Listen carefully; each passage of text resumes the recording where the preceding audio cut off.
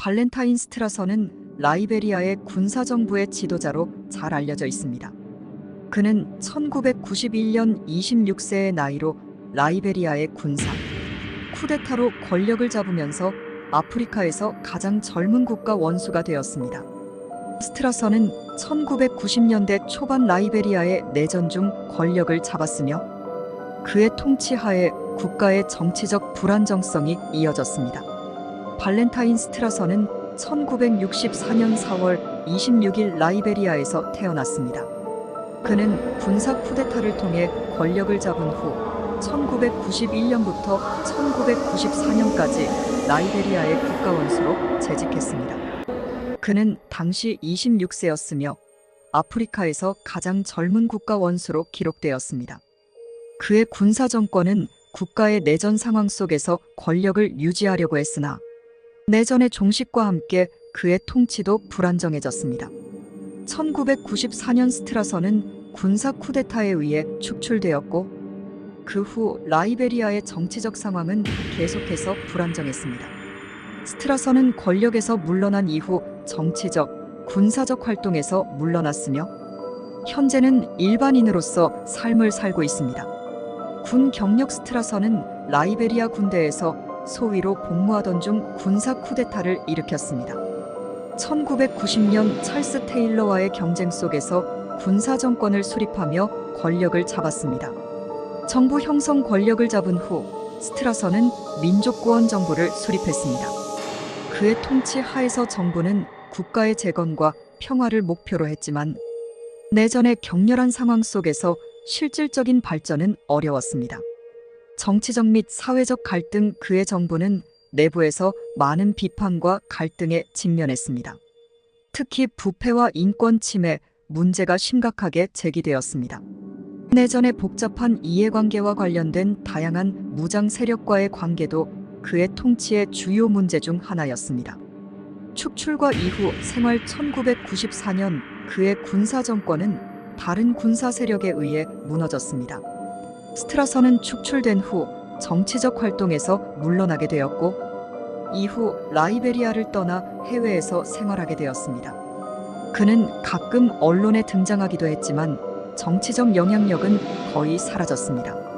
현재 상황 최근에는 그에 대한 정보가 많이 부족하여 라이베리아와 국제사회에서의 역할은 거의 없는 상태입니다.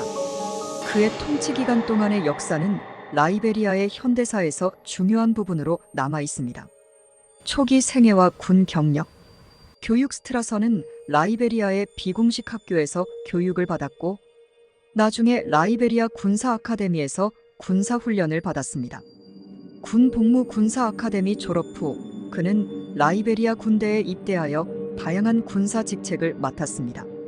그의 군 경력은 이후 쿠데타를 일으킬 기초가 되었습니다. 쿠데타와 권력 장악. 쿠데타 1990년 4월 12일 스트라서는 군사 쿠데타를 통해 당시 대통령인 를 축출했습니다. 도 대통령은 무자비한 통치와 부패로 비판받고 있었고 스트라서와 그의 군사 세력은 이에 대한 반응으로 쿠데타를 일으켰습니다. 정권 수립. 쿠데타 이후 스트라서는 민족구원 정부를 수립하고 자신을 국가 원수로 임명했습니다. 그는 당시 26세로 아프리카에서 가장 젊은 국가 원수가 되었습니다. 통치와 국제사회. 정치적 도전. 스트라서의 통치 기간 동안 라이베리아는 계속해서 내전 상태에 있었고 그의 정부는 여러 무장 세력과의 갈등 속에서 불안정했습니다. 그의 통치 하에서 인권 침해와 부패 문제가 심각하게 제기되었습니다. 국제사회 반응. 국제사회는 스트라서의 정부를 인정하지 않았고 라이베리아의 내전 상황과 그의 인권 문제에 대한 우려를 표명했습니다. 축출과 이후 생활. 축출. 1994년 스트라서는 라이베리아 내전의 또 다른 군사 세력에 의해 축출되었습니다. 축출 후 그는 외국으로 망명하여 정치적 활동에서 물러났습니다. 후속 활동 이후 스트라서는 정치적 및 군사적 활동을 하지 않았고 그의 활동에 대한 정보는 드물었습니다. 그는 주로 외국에서 조용히 생활하며 라이베리아와의 공식적 연관은 거의 없었습니다.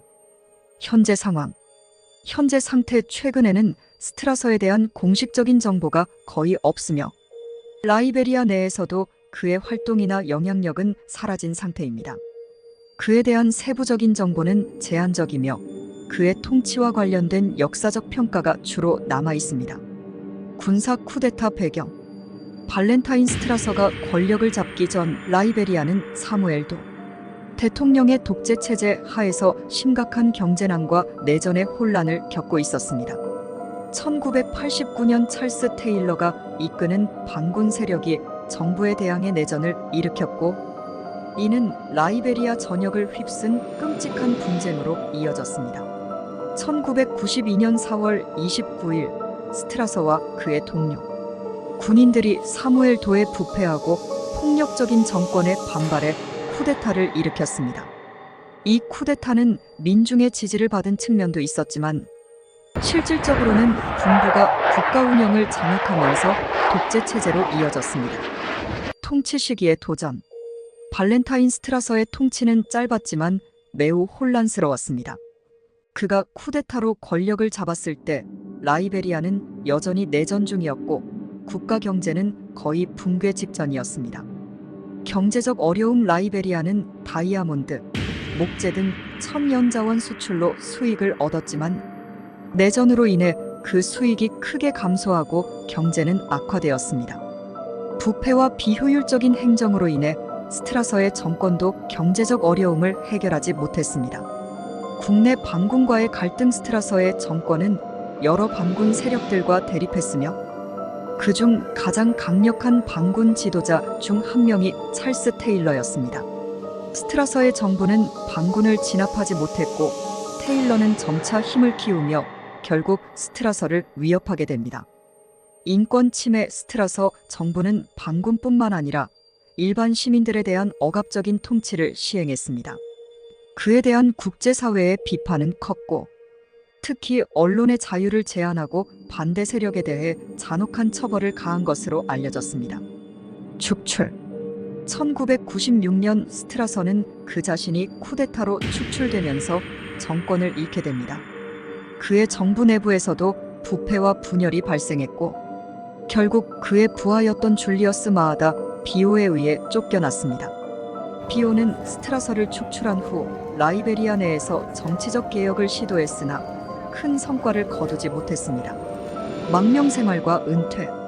스트라서가 축출된 이후 그는 망명을 선택하고 라이베리아를 떠났습니다. 그는 영국으로 건너가 사우스 웨스트 런던의 고등학교에 다니면서 컴퓨터 과학을 공부하기도 했습니다. 그러나 그 후 그의 삶은 대중의 관심에서 멀어졌고 여러 매체에서 그가 힘든 생활을 하고 있다는 보도가 나왔습니다. 건강 악화와 최근 상황. 2020년대 초반에는 스트라서가 건강 문제로 고생하고 있다는 보도가 있었습니다. 그의 건강 상태는 악화되었고 그는 신체적으로 어려움을 겪고 있으며 종종 경제적 어려움도 겪고 있는 것으로 알려졌습니다. 스트라서는 여전히 라이베리아에서 생활하고 있으며 정치적 활동에서 멀어져 은둔 생활을 이어가고 있습니다. 평가와 유산. 발렌타인 스트라서의 통치는 라이베리아 현대사에서 중요한 전환점이었지만 그의 통치 방식은 독재적이었고 실질적인 국가 발전을 이루지 못했다는 평가를 받습니다. 그는 아프리카에서 가장 젊은 국가 원수로 기억되지만 그의 군사 정권은 정치적 안정성과는 거리가 멀었습니다. 라이베리아의 정치적 불안정과 내전은 그의 축출 후에도 오랫동안 지속되었으며 스트라서의 통치는 이러한 혼란 속에서 하나의 에피소드로 남아 있습니다. 통치 이후의 정치적 변동. 발렌타인 스트라서의 축출 이후 라이베리아는 여전히 정치적 불안정성과 내전의 그림자에서 벗어나지 못했습니다. 스트라서가 축출된 후 라이베리아는 여러 군사 정권과 전환 정부를 경험하게 되었습니다. 이 시기에 라이베리아는 국제사회의 개입과 평화 유지, 노력에도 불구하고 정치적 불안과 인권 침해가 계속되었습니다. 재정당 정권과의 갈등. 스트라서의 정권이 끝난 이후 라이베리아는 엘렌 존슨 마이너스 설리프 대통령이 이끄는 민주적 정부로의 전환을 경험했습니다. 엘렌 존슨 마이너스 설리프는 2005년에 대통령으로 선출되었고, 그녀의 임기 동안 라이베리아는 민주적 개혁과 재건을 위한 노력을 시작했습니다. 그러나 이러한 변화에도 불구하고 스트라서의 통치가 남긴 사회적, 경제적 상처는 오래도록 영향을 미쳤습니다. 개인적 삶과 복귀 시도. 스트라서는 영국에서의 생활 이후 몇 차례 라이베리아로 돌아오려 했지만 정치적 상황과 개인적인 이유로 이러한 시도는 성공적이지 않았습니다. 그는 대중의 관심을 받지 않고 조용한 삶을 유지하며 정치적 영향력에서 멀어졌습니다. 그의 복귀 시도는 국내외에서 주목을 받았으나 정치적 리더십을 재건하는 데에는 실패했습니다. 국제사회의 시각. 스트라서의 통치는 국제사회에서 많은 논란을 일으켰습니다.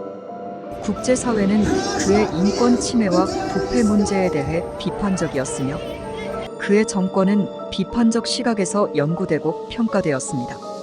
또한 국제사회는 라이베리아의 평화 회복을 위해 여러 가지 노력을 기울였고, 이러한 노력들은 스트라서 이후의 정치적 환경을 형성하는 데 영향을 미쳤습니다.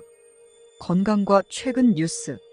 스트라서의 건강 상태는 최근 몇 년간 악화되었으며, 그는 당뇨병과 심장 문제 등으로 고통받고 있습니다. 그는 여러 차례 병원 치료를 받았으며, 최근에는 경제적 어려움과 건강 문제로 어려운 상황을 겪고 있는 것으로 알려졌습니다. 문화적 영향.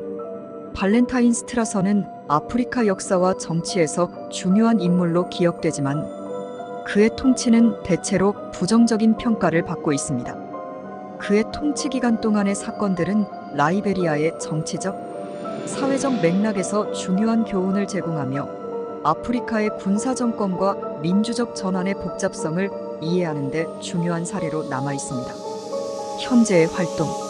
현재 스트라서는 공식적인 공적 활동에 참여하지 않고 있으며, 그의 최근 활동에 대한 정보는 제한적입니다. 그는 주로 개인적인 문제를 해결하고 있으며 정치적 발언이나 활동은 거의 없는 상태입니다. 발렌타인 스트라서의 삶과 통치는 복잡한 역사적 배경과 정치적 변동 속에서 중요한 위치를 차지하며 라이베리아와 아프리카의 현대사에서 중요한 학습 자료로 활용됩니다.